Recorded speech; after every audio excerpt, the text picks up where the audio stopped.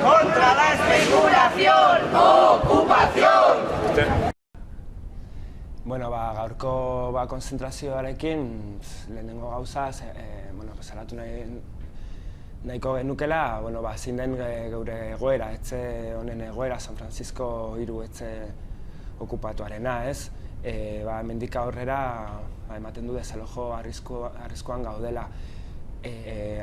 Duela gutxi hasi ginela, saiatu ginen jabearekin hitz egiten, eta berak esan zigun ez badagoela proiektu bat etxe honen atzean, eta ustu behar dugula etxea. Kontua da, guk planteatu genuen ze proiektu izango zala, ez?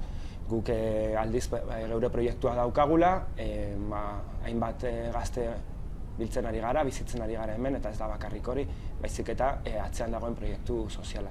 Gu planteatutako historia hori zen, ez dugula beste etxe utz bat ikusi nahi, adibidez 2003an gertatu zena, urtebete pasata gero jarraitzen duela utzik ez hormarekin, tapiauta.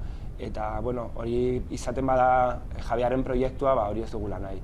Gure proiektuera gure etxe bizitza, ez da gure bizitza aurrera eramatea. Horregatik gaurko konzentrazioarekin egin nahi duguna da salatu eta hemendik aurrera desalojo arriskuan gaudela, eta berehala gerta daiteke eta jendea konturatzeko ez bakarrik gure egoera zein den, baizik eta gazteen egoera nola dagoen. Eta hemendik aurrera okupazioa tresna baten moduen ikusi behar dugula, ez bakarrik gure interesak edo gure bete beharrak, baizik eta aldaketa sozialak ere sortzeko hiri hontan eta herri hontan ere, ez.